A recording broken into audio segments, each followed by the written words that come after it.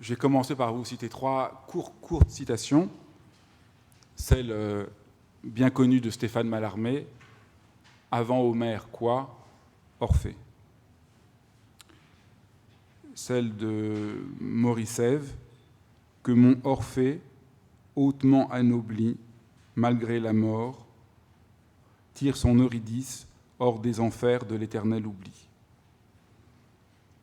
Et puis une troisième de Ossip Mandelstam, « Ô toi, le large vent d'Orphée, tu t'en iras vers les contrées marines ». Trois poètes très différents, d'époques différentes, qui montrent que peut-être tout poète marche dans les pas d'Orphée, et que mieux qu'aucun long discours sur la poésie, évoquer Orphée, c'est dire quelque chose de la vérité en prenant appui sur la parole mythique. Et c'est très frappant. C'est pas juste parler d'Orphée, c'est quand les poètes ont voulu dire quelque chose de la poésie, souvent ils l'ont fait en parlant d'Orphée. Alors il y a plusieurs visages, peut-être j'aurai pas le temps de tous les présenter, mais le premier visage d'Orphée, c'est Orphée et l'expédition des Argonautes à la recherche de la toison d'or. Alors de temps en temps je vous montrerai des images, mais il n'y a pas d'image pour Orphée et l'expédition des Argonautes. C'est très important, si vous ne connaissez pas grand-chose d'Orphée, ce que j'espère qu'il y en a quelques-uns parmi vous, peut-être la chose la plus déconcertante, c'est que ce qu'on connaît d'Orphée, c'est qu'une toute petite partie de l'ampleur d'Orphée. Et on se souvient souvent mal qu'Orphée joue un rôle très important dans la fameuse expédition des Argonautes que dirigea Jason. Jason qui est élevé et aidé par Chiron, le meilleur des centaures. Il y aurait ici, c'est pas le sujet, mais il y aurait beaucoup à dire en quoi le centaure est la figure par excellence de l'éducateur dans le monde grec. Jason part aux confins de la Colchide à la recherche de la toison d'un bélier fabuleux gardé par un dragon. J'essaierai de vous parler plus tard de la symbolique. Le roi Pélias a promis qu'à cette condition, il rendrait son trône à Jason. Mais ce qui nous importe, c'est que sur les conseils de Chiron, Jason convie Orphée à l'accompagner dans cette aventure et Orphée va lui rendre de très précieux services.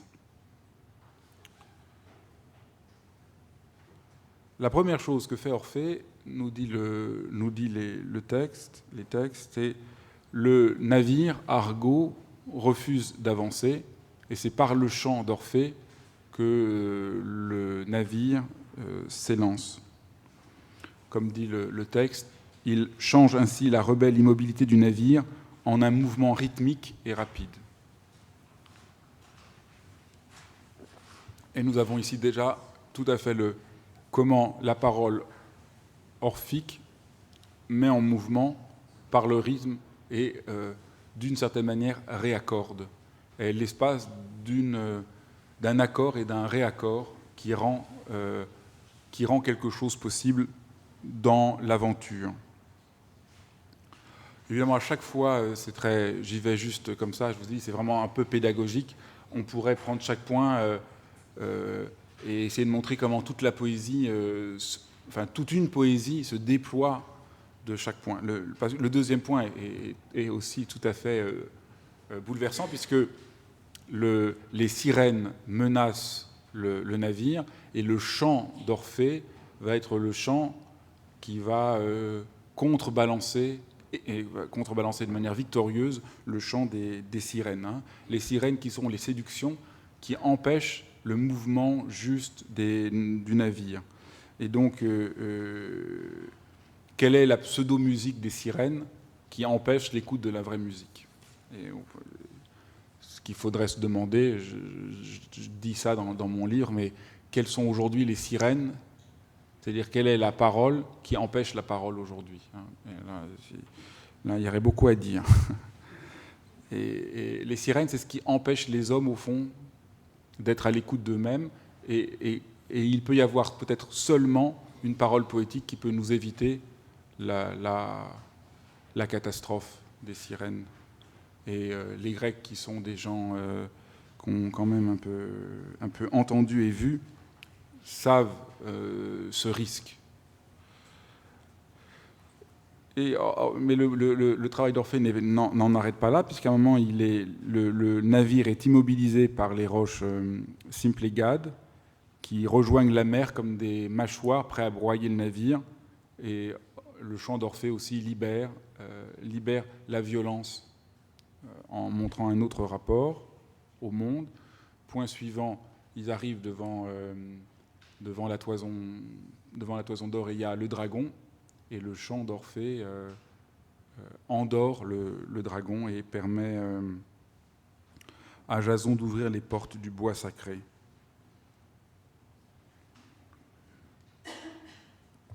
Et dernier point de l'aventure du navire Argo, c'est que Orphée est appelé, je crois chez Pindare, chef de nage. Parce que c'est lui qui donne la cadence du mouvement, qui prévient des dangers qu'on a vus. Et voilà comment parle Apollonios de Rhodes dans les Argoniques.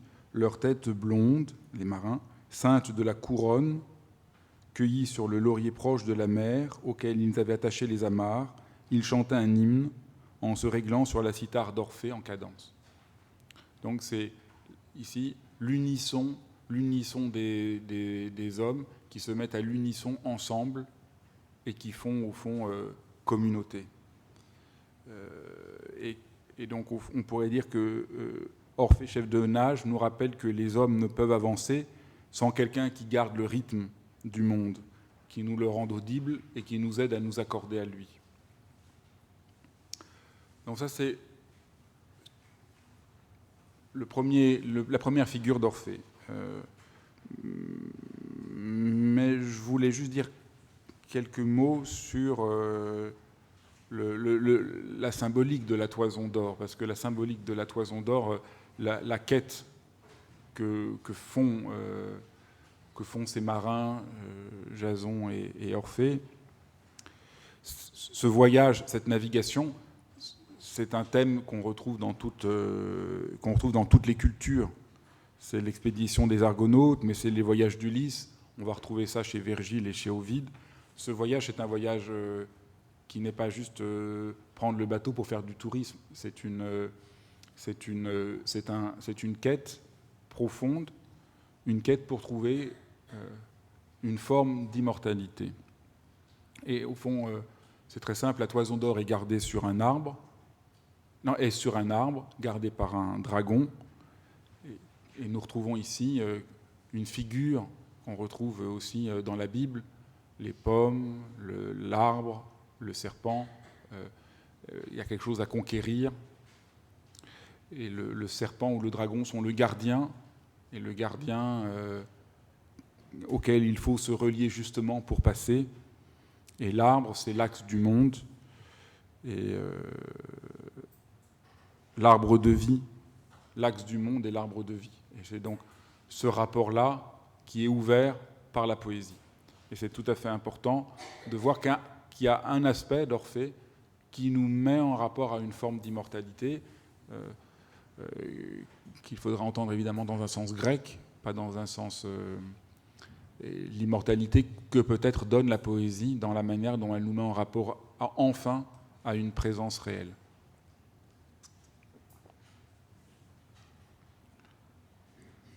Ça, c'est le premier axe. Le deuxième axe, c'est la lyre. C'est Orphée jouant de la lyre. Et là, on pourrait passer deux images. C'est dans un manuscrit, c'est l'Épître d'Orphée écrit par Christine de Pisan. On voit bien Orphée en haut avec sa lyre qui s'accorde au monde et qui accorde le monde. Et puis il y a un deuxième tableau de, je ne sais pas comment on prononce, Roland Savery. Orphée, il est là. Il faut que je vous le dise. Hein. Mais c'est très bien vu qu'au fond Orphée soit là, parce que Orphée, c'est pas forcément... La poésie, c'est pas forcément ce qu'on voit, mais c'est ce qui fait que quelque chose tient ensemble. Et le poème parle de cet événement que lorsque Orphée chante, le monde, la violence des animaux sauvages est apaisée. On pourrait parler très longuement de tous les aspects, de cette lyre qui donne lieu aussi à une vaste méditation. La lyre serait faite en tortue, et avec ce paradoxe que la tortue qui ne chante pas, qui ne chante pas, morte, devient l'espace du chant. Et là, c'est quasiment déjà une figure rilkienne du passage, comment il y a une figure du passage.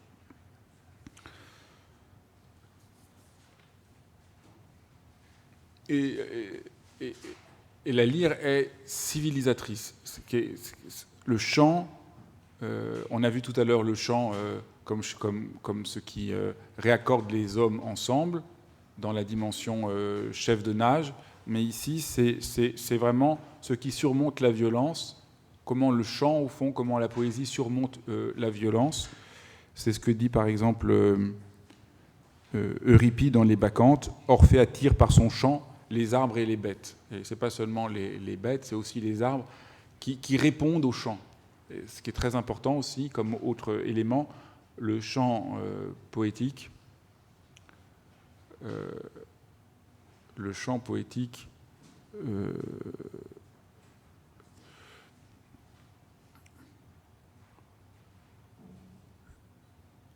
fait qu'il n'y a plus de séparation, d'isolement, disons, du règne humain. Le règne humain est ouvert au règne animal et au règne végétal parce que la présence du monde tout entier est accordée et reconnue.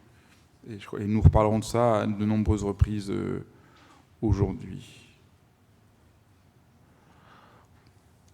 Donc le chant joue ce rôle-là avec la lyre, et c'est aussi par là qu'une autre entente de la parole. La langue modulée, justement, rétablit l'ordre primordial, comme l'écrit Jean-Paul Savignac, que je suis sûr que tout le monde connaît pour être le traducteur extraordinaire de Pindare. La parole poétique, adressée au ciel qui fait pleuvoir, est non un élégant bavardage. Le verbe frappe, force, heurte, berce, transporte, incendie, l'incantation primitive et raffinée, la parole en mouvement qui vient du monde et va vers lui. Il y a une manière très profonde de réentendre la parole. Et peut-être, au fond, la question orphique, c'est comment réentendre à neuf ce qu'est la parole que nous avons perdue aujourd'hui pour d'infinies raisons. Nous avons perdu le rapport à la parole. Au fond, tout être humain perd rapport à la parole. Et la poésie lui remontre quelque chose de la parole. Mais nous, évidemment, il faudrait essayer de comprendre qu'est-ce qui, chez nous, nous a fait perdre le rapport à la parole. Et c'est évidemment l'idée que la parole est un instrument de communication. Ça, c'est ce qui, chez nous, tue le rapport à la parole. Voyez. Et la poésie n'a rien à voir avec ce qu'on pense généralement par la poésie. La poésie, c'est la vérité de la parole, et donc c'est la vérité de l'être humain. C'est ce qui seul dit à l'être humain une parole qu'il peut reconnaître comme vraie, et donc qui lui donne place dans le monde et qui lui donne sa dignité. Donc, cette idée que Orphée va retrouver une parole qui va enfin parler, on la retrouve dans toute l'histoire de la poésie. Évidemment, on pense tout de suite à Rimbaud, dont l'alchimie du verbe pourrait être entendue comme une manière de redonner à la parole son souffle et sa réalité. Et qu'au fond, ce dont il est question, c'est comment la parole peut dire quelque chose de vrai. Mais on peut aussi penser dans la manière dont les animaux sont réinvités dans l'espace poétique. Au texte d'Apollinaire, le bestiaire ou le cortège d'Orphée, qui est un texte absolument magnifique, qui est dans l'édition d'alcool d'Apollinaire. Mais alors, il se trouve que la semaine dernière, j'ai vu enfin le manuscrit de l'œuvre comme elle a été publiée d'abord. C'est beaucoup mieux parce qu'il y a tout un jeu entre le poème et les gravures, les eaux fortes de Dufy, qui fait apparaître quelque chose de cette entente orphique d'un rapport unitaire au monde. Je vous en lis juste un passage. Regardez cette troupe infecte, aux 1000 pattes, aux 100 yeux, rotifères, cirons, insectes et microbes le plus merveilleux que les 7 merveilles du monde et le palais de Rosemonde. Vous voyez, c'est tout à fait la louange orphique de la manière de nommer même les insectes qui deviennent merveilleux parce que la parole leur donne à nouveau, les reconnaît. Et donc on a ici l'idée que la poésie, vous voyez, n'a rien à voir avec l'expression du sentiment de Monsieur Machin, mais elle institue l'humanité. Et ce qui est tout à fait frappant, c'est que c'est à la fois ce que disent tous les poètes grecs, mais aussi ce que disent tous les grands modernes, Rimbaud, Pand, William Carlos Williams. Et voyez déjà pourquoi nous allons parler tout à l'heure de la poésie américaine. Voilà, il y aurait plein d'autres choses à dire, mais voilà pour le deuxième point. Le troisième point, c'est là dont je vais être un peu le plus long. Enfin, je ne peux pas parler toute la journée sur le troisième point, puisque c'est Orphée et l'inspiration des muses, et c'est vraiment très important. J'ai commencé par vous donner juste quelques exemples. Ceux qui me connaissent, je dis toujours les mêmes, mais comme il y en a quelques-uns qui ne me connaissent pas, le premier exemple que je donne toujours, c'est Rilke, dont Rilke a écrit les élégies sous une inspiration où il a eu le sentiment d'écrire sous la dictée, et avec ce phénomène tout à fait étonnant pour lui, que en raison en partie de la Première Guerre mondiale, l'inspiration va se tarir, et pendant 10 ans, il va attendre que la parole revienne, et un jour, par surprise, le reste des élégies va lui être donné, et par surcroît, tous les sonnets à Orphée qui vont jaillir comme sous une forme de dictée. Je vous lis un extrait d'une lettre où il parle de ce que je viens de vous dire. Et comme si cela n'était pas suffisant, dans un véritable tourbillon spirituel que je pus à peine supporter physiquement, tant il était immense et irrésistible, les sonnets à Orphée me furent offerts. Les sonnets à Orphée sont peut-être la dictée la plus mystérieuse et la plus énigmatique pour moi-même, aussi bien dans leur apparition que dans leur rapport à moi, que j'ai jamais vécue et transmise. Toute la première partie fut transcrite sous le coup d'une obéissance d'un seul souffle, entre le 2 et le 5 février, sans qu'il y ait un seul mot à chercher ou à changer. On pourrait faire une analyse de ce texte, parce que c'est prodigieux l'explicitation que ça donne sur l'inspiration, parce que l'élément premier, c'est que l'expérience que fait Rilke, c'est que le poème n'est pas l'expression du moi, elle est l'expression d'autre chose. Et je vais y venir après.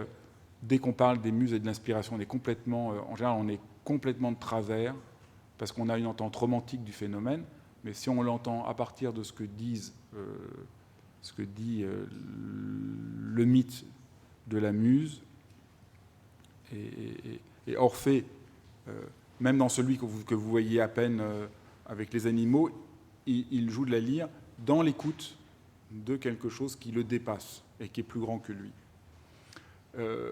Un autre exemple, c'est Alexandre Blok, qui est ce grand poète russe, qui a écrit son chef-d'œuvre Les 12. D'abord, juste Blok, c'est celui qui avait écrit La Belle Dame en 1901, qui est un poète un peu éthéré. Enfin, c'est très beau, mais c'est. Et puis un jour, une nuit, une semaine, entre le 8 et le 28 janvier 1918, la fenêtre de Blok est restée toute la nuit, pendant plusieurs jours, il restait. Les gens le voyaient, la lumière est allumée, et tout le monde disait le poète travaille, et il a rédigé Les 12, qui est un poème absolument extraordinaire. Et il a raconté ça comme ça, Bloch. Tout le temps que j'écrivis ce poème, et plusieurs jours après, je ressentis physiquement par l'ouïe un grand bruit un bruit mêlé sans doute, le bruit de l'écroulement de l'ancien monde. Et son poème est le poème de l'effondrement de l'ancien monde. Et comme le souligne Tchoukowski, après avoir écrit les 12, Bloch essaya de voir clair en son œuvre. Il écoutait avec acuité ce qu'on en disait autour de lui, comme s'il attendait que quelqu'un pût enfin lui expliquer le sens de ce poème qui ne lui était pas complètement compréhensible, comme s'il n'eût pas été responsable de sa création. Du coup, peut-être que ce n'était pas du tout une création, peut-être que personne n'a jamais, peut-être que la création n'est pas du tout la vérité de l'ordre poétique, comme s'il n'eût fait que transcrire sous la dictée d'un autre. Or, c'est bien cette expérience-là, et c'est très poignant parce que Bloch, qui ne pourra pas retrouver cette inspiration plus tard, va dire « Tous les bruits se sont tus, comment n'entendez-vous pas que tous les bruits se sont tus ?» Et vous voyez, là encore une fois, tous les bruits ne se sont tus, ce n'est pas l'inspiration au sens idiot, c'est qu'aussi un certain rapport au monde ne lui est plus donné. Et on comprend pourquoi quand on pense à la situation. Et pour prendre un troisième exemple complètement autre, d'un autre très grand poète, Gerard Manley Hopkins. Hopkins a très vite l'intuition, c'est ce très grand poète anglais, un des plus incandescents poètes anglais, qui n'a jamais publié de son vivant. Il avait, quand il était jeune, distingué deux sortes de poètes, ceux qui écrivent sous l'inspiration, les authentiques poètes, et ceux qui sont des artisans qu'il qualifie de parnassiens. Pour essayer de vous dire un peu plus sur les muses, j'ai pensé vous lire un poème d'Olson, ou d'Olson. Je ne sais pas comment on prononce Olson. Je vivais à Washington, la capitale de cette grande pauvre nation. J'avais du temps avant les muses. Où étaient les muses ? Sont-elles les muses toujours sous le déguisement d'oiseaux sur la terre, là un rossignol, ici un rossignol, à Crécy-Plage un rossignol, oh, des rossignols ici. Dans l'air de la nuit, je suis seul, pas les perdrix qui flaquent des ailes en s'envolant, elles roucoulent et ne parlent pas ici. En tout cas, de toute façon, toujours, je n'ai jamais cherché qu'au son des seuls rossignols dans ces États-Unis d'ici, cette portion d'Amérique. Et c'est du fond des puits que vient notre parole. Nous parlons avec l'eau sur nos langues lorsque la terre nous a rendus au monde, nous poètes, et que les airs qui appartiennent aux oiseaux ont conduit nos vies à être ces choses-là au lieu de rois. C'est un très beau poème qui fait le lien que je n'aurai pas le temps d'expliciter entre les muses et les oiseaux, mais il y a toute une méditation depuis l'Antiquité sur le lien entre les muses et les oiseaux. Il y a aussi ce très beau vers « Et c'est du fond des puits que vient notre parole ». Et c'est cette profondeur que révèlent les muses, qui ne sont pas forcément éthérées, enfin, qui ne sont pas éthérées. Ce n'est pas une parole qui vient d'en haut, c'est une parole qui vient d'un profond ailleurs. C'est le début de la théogonie d'Hésiode. Commençons pour chanter par les muses, celles qui ont pour demeure la grande montagne divine de l'Hélicon. C'est le début de l'Iliade d'Homère, chante déesse la colère d'Achille. C'est la première Pythique de Pindare, lyre d'or, d'Apollon et des muses, violette bouclée, commune possession. Et c'est très important de réussir à réentendre cela. Encore une fois, on a beaucoup de mal à cause de l'idée romantique. Et qu'il faut réentendre l'ouverture première, l'ouverture première que cela implique, l'écoute des muses, et l'ouverture à une parole plus ample. Il y a énormément de choses à dire.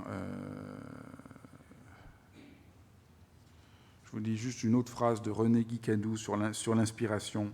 Elle est la contre-intelligence du poète, l'agent secret. C'est très...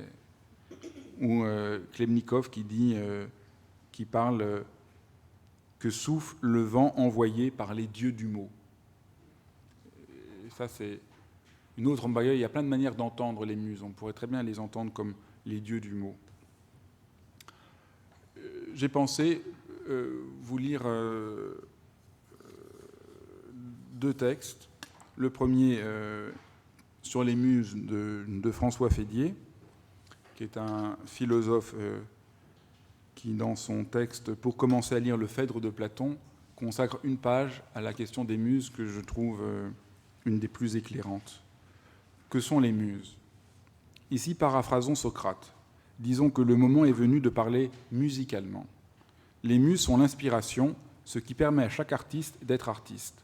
Dès maintenant, nous avons un élément de réponse à la question « Pourquoi Socrate invoque-t-il les muses ?» C'est pour que son discours réussisse, c'est-à-dire soit un vrai discours.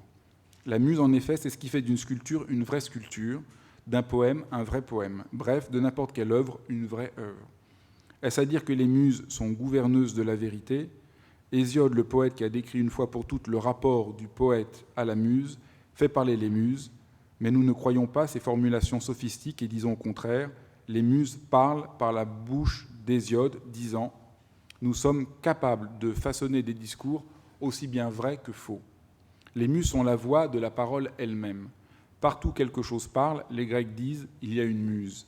Et de fait, il n'y a pas que la langue qui parle. Les œuvres d'art parlent, et plus généralement tout ce qui est dans l'univers. C'est pourquoi dans le mythe grec, les muses apparaissent une fois le monde bien en ordre, pour précisément manifester cet ordre, ce qui provoque la plus parfaite réjouissance des dieux. Dans notre langage, disons que les muses gouvernent le sens. Tout ce qui présente un sens est musique. Ce qu'on appelle la musique, l'art des sons, manifeste clairement cette nature de sens pur, tellement au-dessus de toute signification, qu'il n'est pas nécessaire que la musique dise quelque chose pour parler. La difficulté de la poésie vient de ce que son moyen est le langage, autrement dit du fait qu'il y a en elle constitutivement une interférence entre sa manière d'être parlante et la façon dont elle dit. La poésie parle en disant, il y a poésie quand parler et dire ne font qu'un, la poésie ne va pas sans rythme même, la prose la plus décousue possède un rythme, chaque langue a son rythme. Que les muses puissent façonner un discours faux, c'est pour cela que Socrate les appelle au secours d'un mythe. Chaque fois que Platon recourt au mythe, comme on dit, il faut comprendre qu'il quitte le domaine du disciple pour le domaine du parlant. Car le propre du mythe n'est pas ce qu'il dit, mais qu'il soit essentiellement parlant à l'humanité. Et je vais vous lire un deuxième texte sur les muses qui vient de Walter Otto, L'esprit de la religion grecque ancienne, Théophania.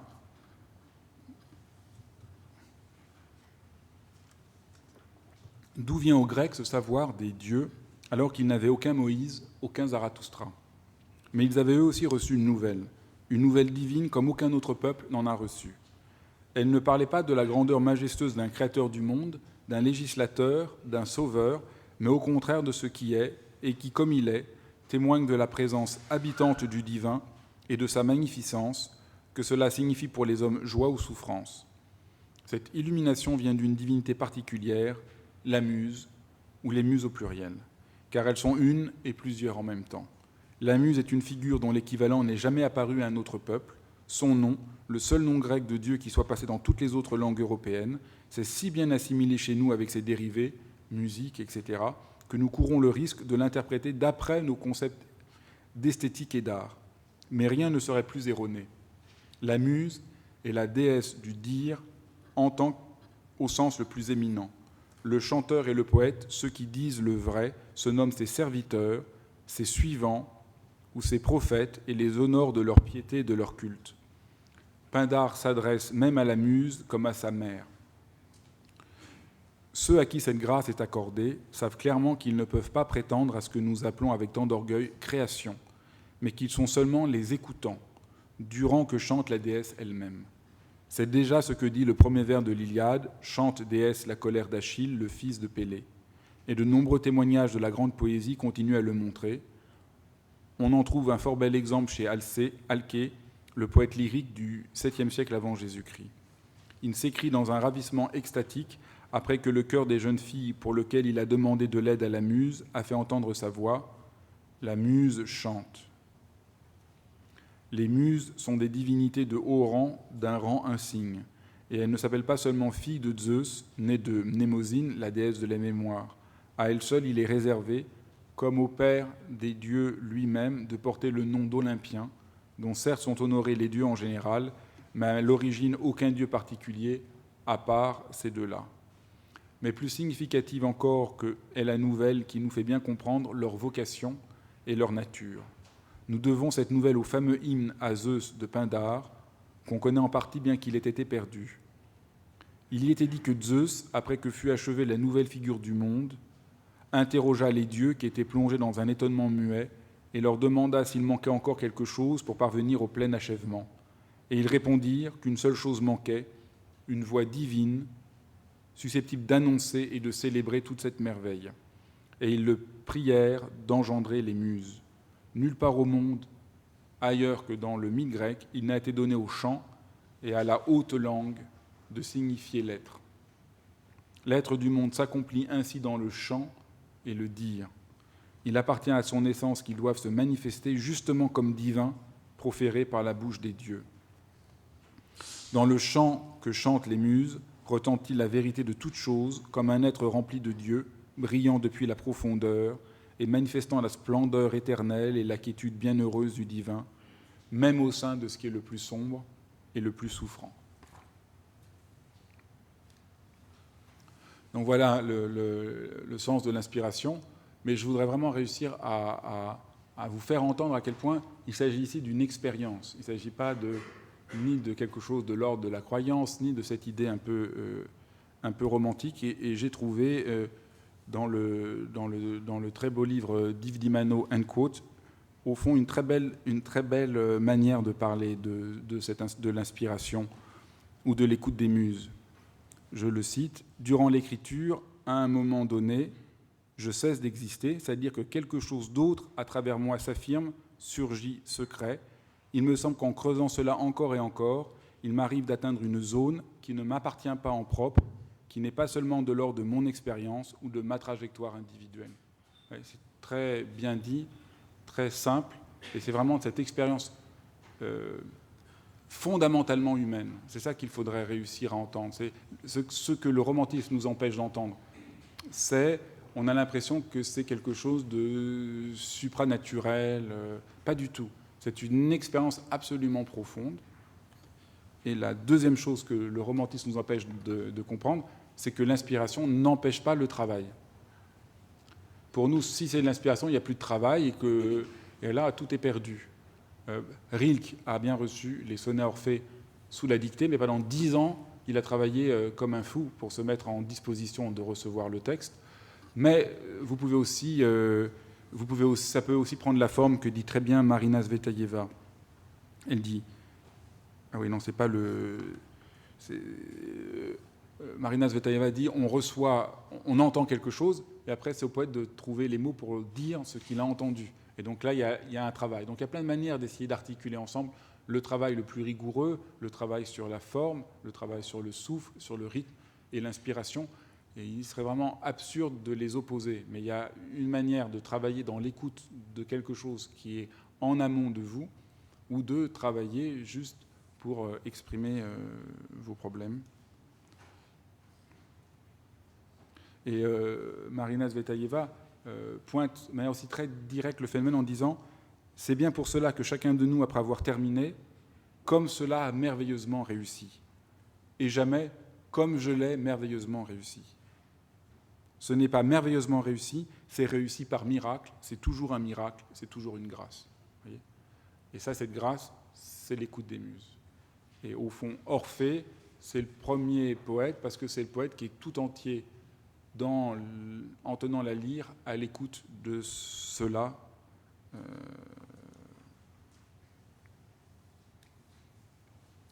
Paul Claudel explicite ce lien entre travail et inspiration Grâce à l'intelligence, le poète, qui ne reçoit le plus souvent de l'inspiration qu'une vision incomplète, qu'un appel ou un mot énigmatique et informe, devient capable, par une recherche diligente et audacieuse, par une sévère interrogation de ses matériaux, par l'abnégation de toute idée préconçue devant le but, de constituer un spectacle fermé, un certain monde intérieur à lui-même, dont toutes les parties sont gouvernées par des rapports organiques et par des proportions indissolubles. Donc voilà, j'espère vous avoir essayé de vous montrer comment ce troisième visage de la muse aide à entendre un élément décisif de la poésie. Le quatrième, c'est celui que tout le monde connaît, c'est le tableau de Nicolas Poussin. Vous avez Orphée, et vous avez Eurydice, et là vous avez le serpent, là vous avez le pêcheur qui se retourne, là vous avez la barque, et un personnage qui ouvre les mains, un autre qui tend les mains vers lui, et la fumée noire. Sans doute, il y a tout un jeu avec les enfers, la barque de Charon, et Eurydice qui est mordue et qui va mourir. Donc la quatrième, c'est évidemment c'est Orphée amant, c'est Orphée épris d'Eurydice et qui par amour va aller dans les enfers. Alors je dis, en général, on ne connaît que ça d'Orphée et c'est dommage parce que les autres visages sont très importants. Et après, il y a un tableau de Delacroix. C'est un tableau absolument extraordinaire qui est une citation du tableau de Nicolas Poussin. Donc c'est très beau de voir comment Delacroix a regardé Nicolas Poussin. Et puis le troisième, c'est Orphée perdant Eurydice. Voilà. Parce qu'il s'est retourné. Voilà le texte qu'en donne Diodore de Sicile. Celui qui par naissance était un thrace, mais qui par la formation, le chant lyrique et la poésie dépassait de beaucoup ceux dont on garde le souvenir. De fait, il a composé un poème d'une harmonie lyrique dont la supériorité émerveillait au moment où il était chanté. Sa gloire grandit tellement qu'il eut la réputation d'envoûter de son chant lyrique aussi bien les bêtes sauvages que les arbres. Après avoir consacré tout son temps à sa formation et avoir appris les mythes traitant des dieux, il fit un voyage en Égypte, et là il apprit encore beaucoup, et il devient le plus grand des Grecs dans les domaines théologiques, initiatiques, poétiques et lyriques. D'autre part, il participa aussi à l'expédition des Argonautes, et par amour pour sa femme, il eut l'audace extraordinaire de descendre chez Hadès, et au moyen de l'harmonie de son lyrisme, il parvint à se concilier l'âme de Perséphone, qu'il persuada de seconder ses désirs, et de consentir qu'il ramena sa femme malgré son décès. Et c'est très important que chez les Grecs, dans la plupart des cas, il réussit très bien à ramener Eurydice des enfers. C'est plutôt chez les Romains que les choses vont moins bien se passer. Même si chez les Grecs, cette figure-là n'est pas centrale, la figure d'Orphée amoureux. Mais en tout cas, ce qui est intéressant, c'est que des fois, il réussit à ramener Eurydice. Et pourquoi c'est intéressant ? Parce que ça montre deux ententes différentes du phénomène. Ce qui est le plus connu, il obtient qu'elle lui soit rendue à condition de ne pas se retourner pendant toute la traversée des enfers. C'est une parole magnifique, évidemment, je voudrais montrer qu'il y a d'autres ententes, mais c'est une entente magnifique qui ne va plus cesser de travailler toute l'histoire de l'Occident. Qu'est-ce que ça veut dire ? Que si vous vous retournez, vous perdez ce que vous essayez de nommer. Et qu'est-ce que ça veut dire pour le poète par rapport à ce qu'on a dit sur l'inspiration ? Que l'inspiration poétique est là à la mesure que vous acceptiez de ne pas vous retourner.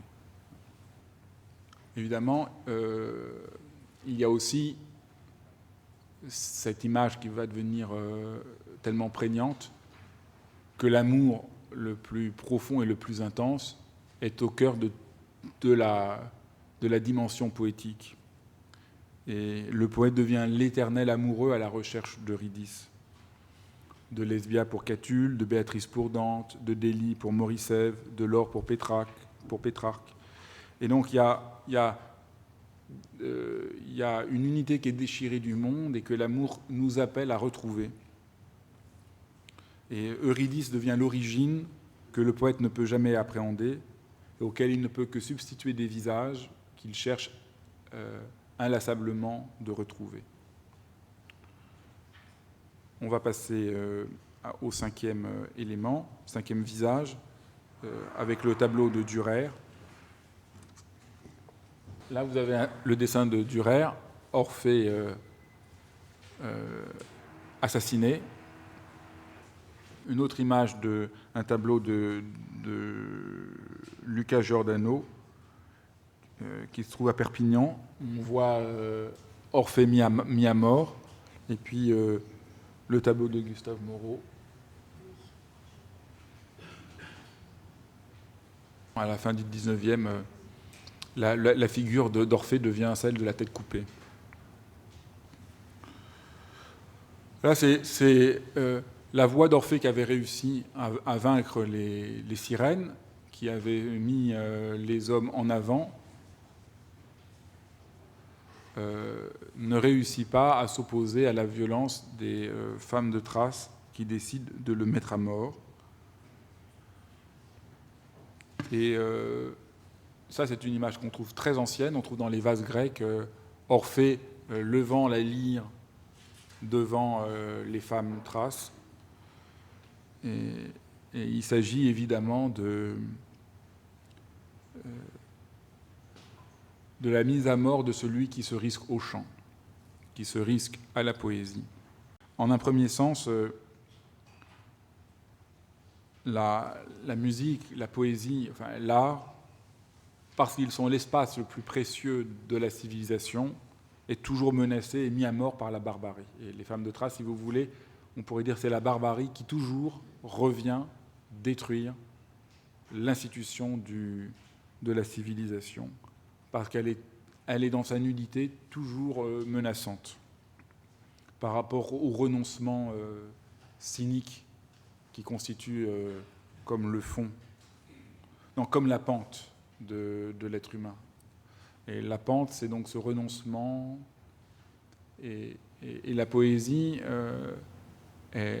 parle de manière très radicale de comment établir la vérité d'une civilisation. Et ce serait vraiment important que ce soit entendu. Sans poésie, il n'y a pas de civilisation. Et sans civilisation, c'est la barbarie. Même si elle prend des visages différents selon les époques, et aujourd'hui, elle ne prend évidemment pas la figure des femmes de Thrace, elle prend la figure de la marchandisation générale de tout.